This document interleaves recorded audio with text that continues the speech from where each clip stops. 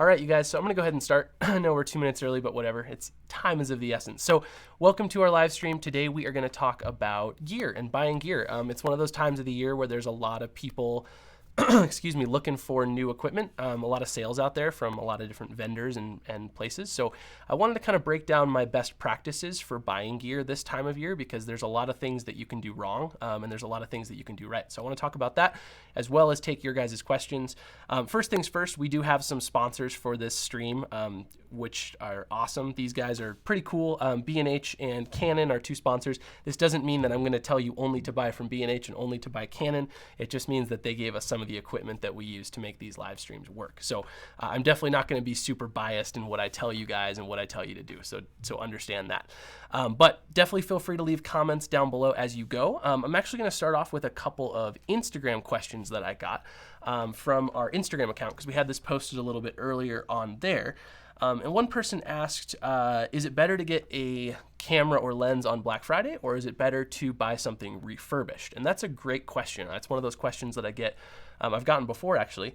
And I think, in my opinion, it's usually better to just do a little bit of price shopping. Refurbished equipment is not new. It has been handled by someone before. Someone has touched it. If that bugs you, you might want to go new and go for something on Black Friday. But if that doesn't bug you, oftentimes refurbished deals are just as good as Black Friday deals, and they happen all year round, which is kind of cool. So I would just do a little price comparison and look. The thing with refurbished equipment is Sarah has bought a lot of lenses refurbished. She's a fan of that. The thing with refurbished gear is it's basically gear that was returned for some reason or another, and the company takes it and remanufactures it, fixes it up, and resells it. Now, one quick thing with refurbished, I would always buy from the refurbished company that the gear is. You don't want to buy from like a third-party refurbisher, because you never know what they do with that gear. So definitely buy, like, if you're going to buy Sigma refurbished stuff from their store. That would be a great best practice for that. Other thing I would say is the refurbished market changes a lot, and things go in stock and out of stock quite often. So kind of be on a refreshing deal of what you can see out there, and make sure that you are actively checking if you are interested in some piece of gear. YouTube folks, if you guys have questions, leave them down below. I want to answer any questions that you guys have. I'm going to refresh my stream here real quick and make sure that I'm getting all the freshies, the fresh questions coming in right now. Make sure you guys are asking those down below, because I want this to be a Q&A as much as it can be. So we'll do that. A couple more Instagram questions that I got that we'll go through. Is it a better deal to get? I already answered that. Let's see. We also got a question that's, what's a good entry-level camera to buy for someone who wants to get into photography? That's a super great question, and that's something that a lot of you guys are probably in the same shoes of, maybe you have someone you know who wants to be a photographer, or maybe you yourself want to get into photography. And I think that, unfortunately, a lot of the best Black Friday deals are actually going to be the wrong choice for that type of person. And the reason is that most of what's on sale for Black Friday are really entry level, like we call them kit lenses and kit cameras. They're like, the little box at Costco that you get and has like 8 lenses and a camera for like $100. The problem is a lot of that stuff is not the best quality. And so what I would actually recommend for people, I'm going to pop over to my computer feed real quick and show you guys. Actually, I'm on B&H's website here, and let me just bring up what I want to show you guys. So here's my computer. B&H has this cool thing called their holiday head start. You can click this button, it takes you to their holiday specials. But in here, just so you guys can see, if we scroll on down to their holiday deals and specials, we can sort by photography. And a lot of you guys are probably going to want to get, something for a loved one or someone like that. So you're going to find these kits. Like here's a Rebel T6 with an 18 to 55 and a 75 to 300. Very common way people get started in photography. The problem is, if you're going to try to become a photographer who is a hobbyist or even full-time, you're going to outgrow those lenses in about a year. You're not going to be super happy with them. They're not going to be pro-level lenses. So instead, what I would recommend is buying a lens specifically. Actually, the lens that I usually recommend is right up here, the 50mm f1.4. The 50-1.4, call it a nifty 50, some people call it that, is a great starter lens. because it gives you so much depth of field, or so little depth of field, so much room to move with your aperture. And it also is at home in a pro kit. Like if you're a pro photographer, a lot of pros have 50 millimeter 1.4s in their bag for low light situations. So this is a lens that you can buy for $300, 25% off. That's cool. You can buy for super cheap. And then what you'd want to do is find a body on sale on its own. And you can sort in this little list on B&H's website by brand, which is super cool. Also, I have no, like, we're a Canon school because Canon's one of our sponsors, but we have students of all different brands, and all different brands are great. It doesn't matter really what you shoot. But what I did want to point out is Canon does have, going on that Canon 50-1.4, they have the 77D, which is one step under the 90D at this point, on sale for $550, which is a really good deal. So like that with the 50, that would be a way better starting place. Obviously, it's more expensive, but that would be a way better starting place than one of those kits. All right, let me pop back up here. Let's see what other questions we've got. No questions on YouTube. Come on, people. Ask me some questions. Sarah, will you get on the stream and make sure that I'm not like missing some? It's stressing me out. All right, let's see. I got another Instagram question here. Let's get that on and see what we got. Question was, what do I need to look for when buying a battery pack for strobes? So strobes are not something that you're really going to find on sale too often on the Black Friday or Cyber Monday or the kind of the holiday deals. But what you want to look for is usually like a manufacturer rebate or a trade-in. A lot of companies, I know Elinchrom has done a couple of these through the years where Elinchrom had a deal running, I think last year at this time, where if you traded in any studio strobe, like it could be one you picked up on eBay for $10, any studio strobe traded in, and you got an Elinchrom kit for like $1,500 off. It was a super, super good deal. So that's definitely something to look at there with studio strobes specifically. That would be a good thing. All right, let's see. Any other questions? Did I get any freshies on Instagram yet? Did I see any come through on Instagram? I think I might have. Sarah's checking for me. You guys, a couple other things I want to mention too, just on the topic of used gear, or on gear, is used gear. I think a lot of people get super caught up in like the newness, and you got to go to Best Buy and you got to get the new gear and whatever it happens to be. B&H has a whole used department that's super awesome. So let me pop down here again to my computer and show you guys this. If you go to the B&H used department, I highly recommend buying cameras and lenses used. There's a lot of really good deals that can be had. Like let's just search for the Canon Rebel, say T6, a good little starter camera. So the Rebel T6 here, if we go used, let's see if we can find one body only. Here's the Rebel T6S, which is actually a nicer version of the Rebel T6. But you can see you can find a Rebel T6 for $275 with an 18-55. 18-55 is kind of one of those throw-out lenses. It's not going to be like with you for a long time. But for $270, and it's in item condition 8+, which we can click on and see that 8+ shows moderate wear, scuffing, or marks to finish. So still works, still performs great. It just might not look the prettiest. That combined with the 50 millimeter lens we talked about earlier would be super great combination. You don't have to buy gear new at all. Definitely not something that you have to do. The other thing that I wanted to say real quick is just that there's some pro deals out there too that I saw. If I go to this holiday head start, the 5D Mark IV is actually on a really good deal. There's a lot of Nikon stuff that have good deals too.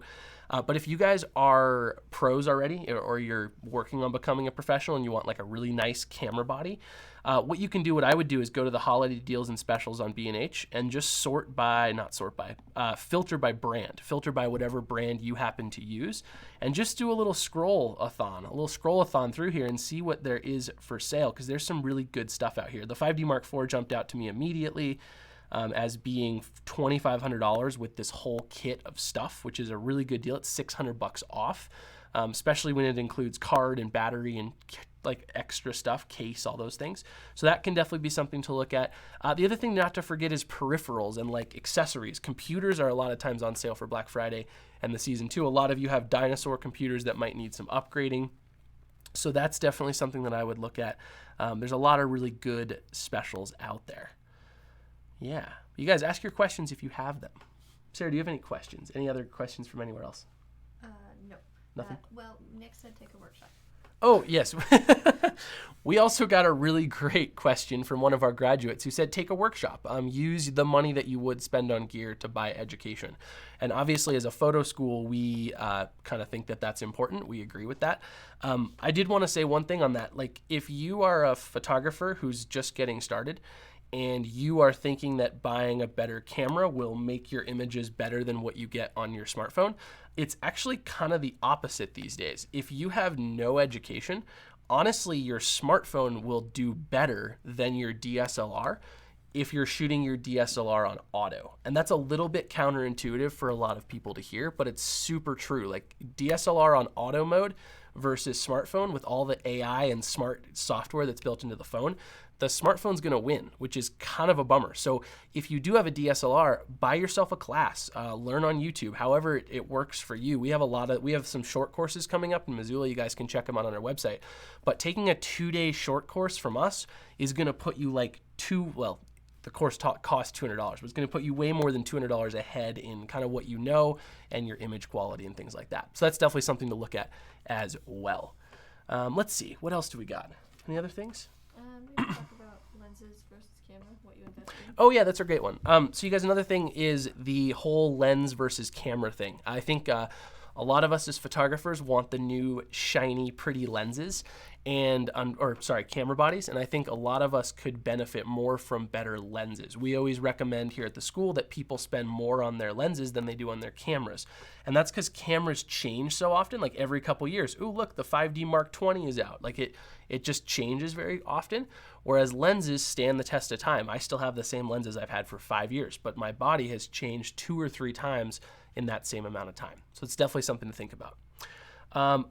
JD is asking about mirrorless cameras. That's a great question. All right, let me pop back into the screen capture and take a look. So in the mirrorless world, there are a few major brands that I recommend, and there are a few major brands that are out there.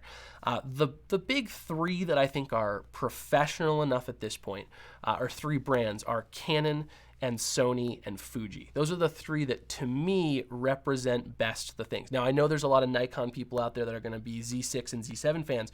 The Nikon system is great, but the lens availability at this point is kind of limiting. It's kind of where Sony was a few years ago. So I really like to stick with Canon, Fuji, or Sony. Now, to me, Sony right now, Sony full frame has the edge over the other 2. Sony full frame is super good. They're doing a great job. I'm hoping Canon will catch up to Sony. They're trying, but hopefully they'll get there soon. So Sony's a great full frame option. Fuji is a great crop option. So if you're okay with a crop sensor and having a little bit worse image quality at the benefit of smaller size, then Fuji can be a great option. I did notice that on B&H's website, if you go to Canon, they're actually pretty steeply discounting the EOS RP and the EOS R, which are their 2 mirrorless cameras. Whether that means new stuff is coming down the line, that could be pretty cool. But you guys, here's the thing with mirrorless. I always tell people this.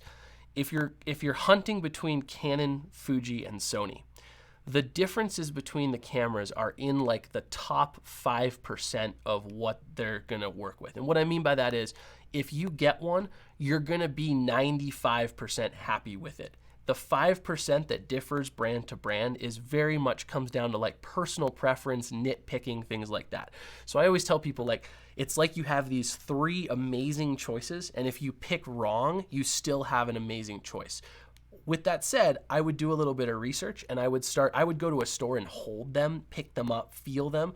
A lot of people love the feeling of the Canon. A lot of people love the feeling of the Fuji. A lot of people love the small size of the Fuji. The Sony image quality is great. You really got to do your research. I can't like tell you right now, go get this one or go get that one. Here at the school, we all use different things. We have employees who use Sony. We have employees who use Canon. We have employees who use Fuji. There's not one beautiful answer. We have employees who use Olympus. We have employees who use Nikon. Like, we're all over the place. So it honestly comes down to personal preference and the research that you do on your own. All right, let's see. Another question from I Am Wedgwood. What are the pros and cons and differences between mirrored and mirrorless? That's a great question. Let me switch back here so that you guys can see me full screen. So DSLR versus mirrorless is one of those things that gets debated a bit. And I actually made a really good video on it about a year ago. It's called, I think, like, what are the DSLR versus mirrorless? I don't remember. You'll see it. If you just search mirrorless on our channel, you'll see it. But it basically comes down to a few things. Mirrorless cameras obviously can be a little bit smaller because they don't have a mirror. So all of a sudden the camera can be just a little bit tighter, a little bit more compact. The problem is the lenses on a full frame mirrorless camera compared to a DSLR that's full frame are going to be of equal size because the amount of light that has to come through the lens to hit the sensor to illuminate a full frame big sensor is the same amount of light whether it's DSLR or mirrorless. So you're going to gain a little bit of size on the body. You're going to gain less moving parts, and you're going to gain some nice features on mirrorless that DSLRs just can't have. So things like previewing your exposure. When you look through a mirrorless viewfinder, you are seeing what the image is actually going to look like. Like when you push that button, you're getting an exact replica of what you see through the viewfinder. DSLR, you see light coming through the lens. And so you're going to see that light regardless of what your exposure settings happen to be set to. That's the first big thing. Mirrorless, you're looking at a screen when you look through the viewfinder. The second thing is mirrorless adds a lot of things like focus peaking and live histograms and all these like little bonus features that come along with the fact that you're looking at a live preview of the image versus light coming through the lens. Really overall, I think the future of cameras is mirrorless. I don't think that DSLRs are going to hold on that much longer because there's not really that many things that DSLRs can do better than mirrorless at this point in time. I will say for some genres, mirrorless has not caught up yet. They're trying, but they're not quite there. And for other genres, mirrorless has way surpassed the DSLR market. So it kind of comes down to those things. Another question is what image sensor gives the best images? That depends on what you shoot. So in general, the bigger the sensor, the more image quality you're going to have. And that's due to the size of the pixels on the sensor. Bigger pixels means more light gathering capability, means better image quality. That's great. The problem is that also means bigger cameras. Bigger sensors also mean shallower depth of field. If you guys are really looking for some crispy bits, check out medium format cameras like any of the Phase 1 stuff or the Fuji GFX series. Medium format cameras have big sensors, and because of the big sensors, they have very shallow depth of field. And shallow depth of field means if you focus on someone's eyes, everything behind and everything in front is totally blurry, and just their eyes are crisp, and it's a very cool look. The smaller your sensor gets, the less ability to do that you get. That's why like smartphones, without any fancy like portrait mode, smartphones always have a lot of depth of field. They can't get that shallow, blurry background that a DSLR can get. So for me personally, I shoot crop sensor mirrorless because I like the small form factor of the smaller camera.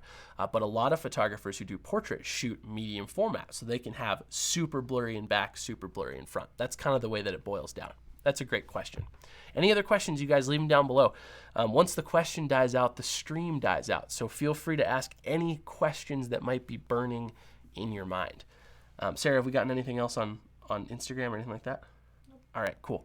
But yeah, you guys definitely ask them down below. There's been some really great things. To summarize on mirrorless, I think mirrorless is the direction that most things are going to go.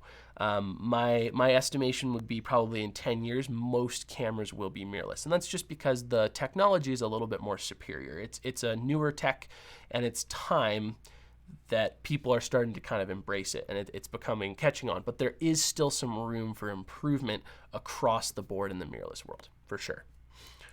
What are the genres that you think don't need mirrorless? Ooh, genres that I don't think need mirrorless. That's a great question. I think that, genres that are best for DSLR still. I'd say that genres in DSLR are probably the ones that require the fastest action and fastest focusing and fastest kind of view through the viewfinder, because a lot of the mirrorless thing that makes mirrorless not as great is little bits of delay, and it's not a lot. And I know mirrorless fanboys might be like, there's no delay, it's amazing, but there's a little bit of delay when you have a screen versus light coming through your eyes. I promise, there's no way not to have that in the physicalities of sensors. So there's a little bit of a delay, which means if you're a sports photographer, it's going to take a little bit to get used to that mirrorless interaction, that way mirrorless light works compared to a DSLR. The other thing is mirrorless cameras are they're just a little bit weird to get used to, and I think that that's going to take a little bit of time for people to adapt to them. The autofocus is slower on a lot of mirrorless cameras, not all of them, but a lot of them, the autofocus is a little bit slower, so that's definitely something to take into account. But for the vast majority of things, mirrorless is really a great option. It's becoming more and more popular, especially as the bigger camera brands like Nikon coming in with the Z6 and Z7 and Canon coming in with the R and the RP and now the RA. That's going to push Sony and Fuji and Olympus to do even better. And Panasonic too, they're out there as well, more in the video world. So that's something. One other cool thing in mirrorless kicks butt at video. So if you're a video shooter, mirrorless cameras for the most part kick the crap out of their DSLR counterparts at video capability, which is cool. All right. Well, you guys, if there's no more questions, we're going to get toward the end here. I'm going to go back here and just make sure. Let's go back here. But yeah, any last questions? I'm going to end the stream in about a minute if we don't get anyone else asking anything. Basically, you guys, to summarize everything, I would say the biggest thing is don't just buy something because it's on sale. Do your research, figure out what you actually want to do. If you're looking to get your first camera, reach out to us at the school. Our Instagram account is like a great resource for that. Quinn runs our Instagram account. If you guys go on Instagram and watch our stories, you'll meet Quinn. She's great. She is a great person, a great resource to ask those questions. And if she doesn't know the answer, she asks us. There's like 9 of us here who work at the school, not counting instructors, and we all have great insight on this stuff. So definitely ask us if you're buying a camera for you or for someone else, and it's your first camera. It's definitely something that we want to help out with, and we want to make sure that you get the right thing. So never feel weird asking. We are here for all of you. All right, well, I'm going to go ahead and call it a day. You guys, thank you all for watching. It has been fun. Those are our sponsors. That's not what I want. I want to do an outro here. Thank you guys for watching. I appreciate it. If you guys have any questions after the stream, leave them down in the comments. I'll still be watching this stream here. Also, we have a blog article coming out soon that's going to explain a lot of this stuff as well. So that's definitely a place to go. I'll link that in the description once it gets published. And I wish you guys the best. Happy holiday season. Thanks for watching. I really appreciate it. And I will catch you guys in the next video. Thank you all.